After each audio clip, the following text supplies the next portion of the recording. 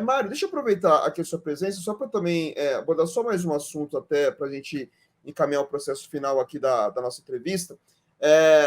Recentemente teve a presença do Nelson Barbosa, diretor aí do BNDES, fez toda uma explicação ampla ali para o pessoal sobre como a região poderia utilizar o BNDES, o que já estava aberto, o que podia avançar dentro desse processo, mas naquele dia a gente acabou abordando muito mais a questão econômica, né?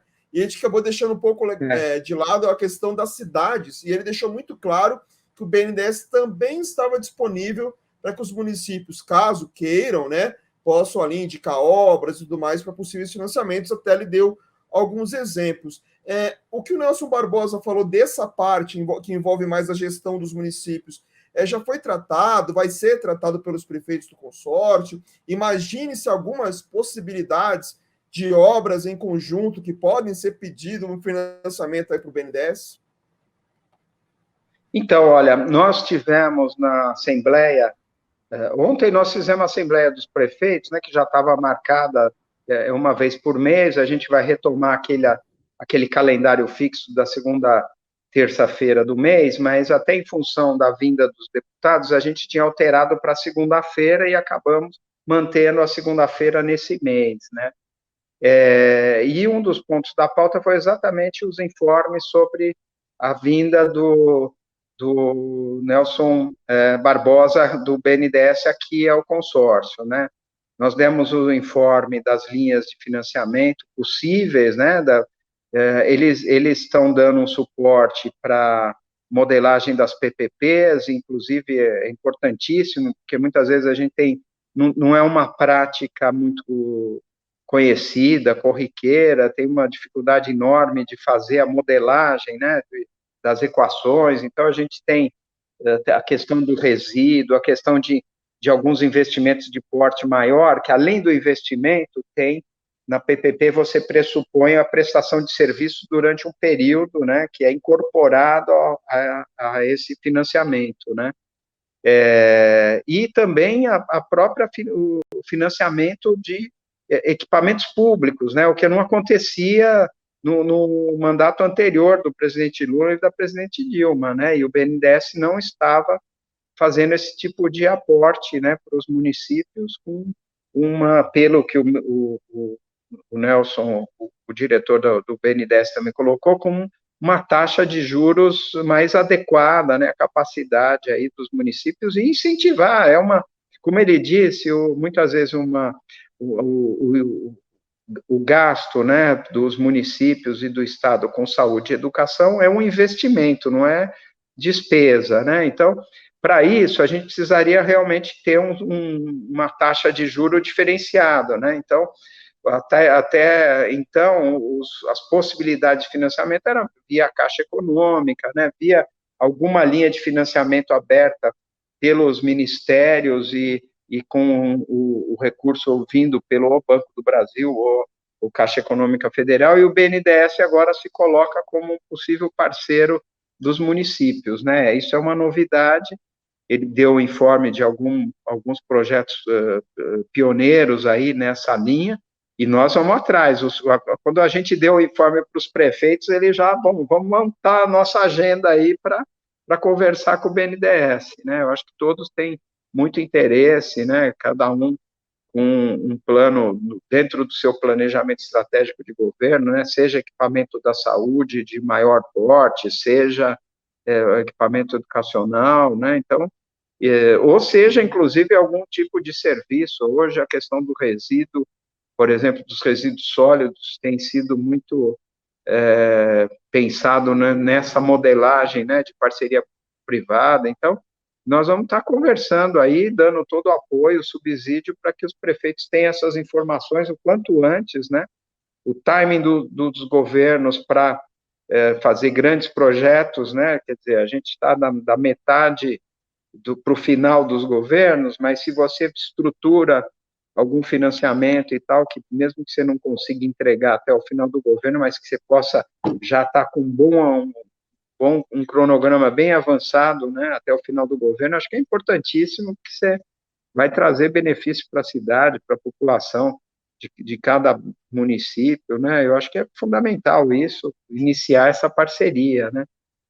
Eu tenho Sim, falado muito que a gente tem essa sobreposição do tempo do governo federal do tempo do governo municipal, e eu acho que é fundamental a gente é, não deixar de desenvolver projetos, mesmo que seja para um futuro governo, né? A gente sabe que tem prefeitos que não serão candidatos à reeleição, mas eu tenho certeza que deixar um legado para o próximo prefeito de uma carteira de investimento, já você iniciar o governo já com investimentos equacionados, eu acho que é importantíssimo para dar continuidade, porque senão nós vamos ficar com muita limitação, né? E principalmente possibilidades de uma ação de governo do governo federal para viabilizar recurso a um juro mais baixo, né? Através do BNDES, eu acho importantíssimo, né? sim. E até uma pergunta, porque durante a pandemia, os municípios se uniram muito para fazer determinadas compras de equipamentos e tudo mais, em conjunto, porque sairia muito mais barato, seria até mais fácil de trazer esses equipamentos para ajudar as pessoas ali na parte mais grave da pandemia. Antes mesmo do BNDES fazer esse anúncio dentro do consórcio, já se imaginava algum modelo, algum processo que poderia ser feito em conjunto de pedido de financiamento, ou a Caixa Econômica, ou diretamente o governo do Estado, o governo federal, para conseguir acelerar obras, para conseguir facilitar aí esse entendimento de mais investimentos na região? Então, eu acho que a agenda de investimentos, né, nós estamos muito pautados nos programas que o governo federal vai reabrir, né? Então, por exemplo, pelo timing do desenho desses programas, a primeira coisa que nós estamos discutindo é retomar a obra parada, né? E contratos existentes que a gente possa salvar.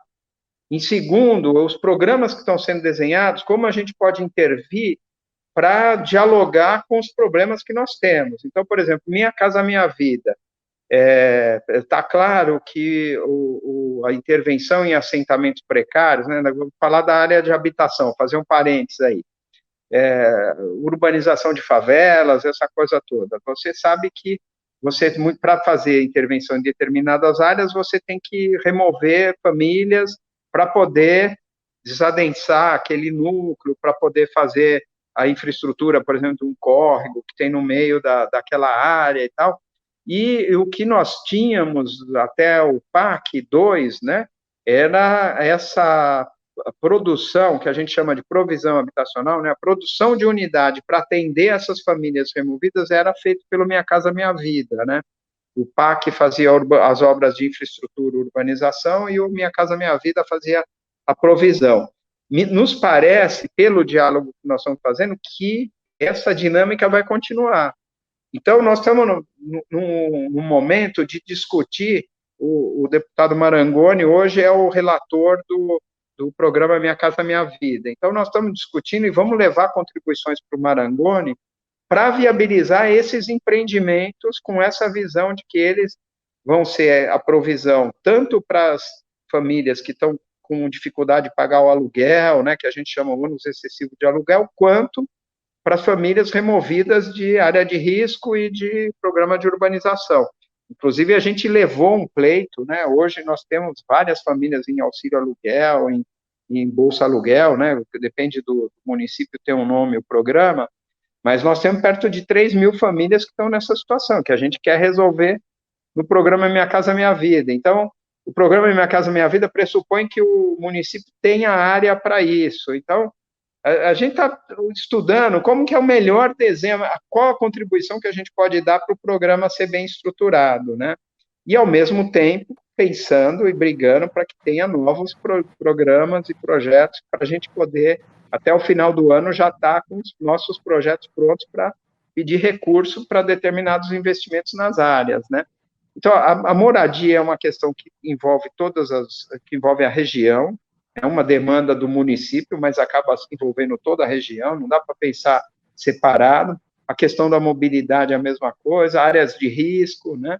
Então, nós estamos trabalhando com várias ações que têm uma perspectiva regional, atualizar aqueles planos que foram feitos, né? A gente está num diálogo com a UFABC, vamos buscar emenda parlamentar para colocar recursos na UFABC para atualizar aqueles planos que a gente tem, né? Então, isso tudo nós estamos trabalhando para o quanto antes agilizar isso, né?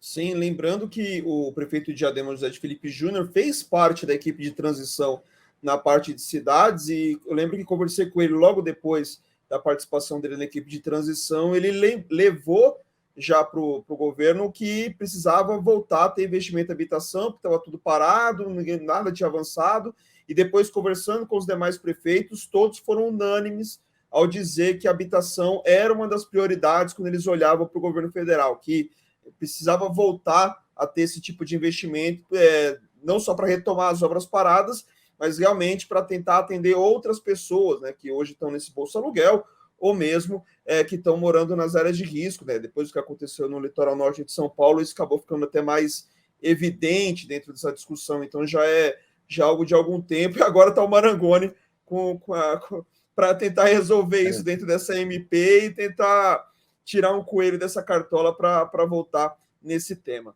Mário, muito obrigado novamente por ter atendido o Repórter Diário. Bom trabalho aí na Secretaria Executiva do Consórcio. Um grande abraço e até a próxima.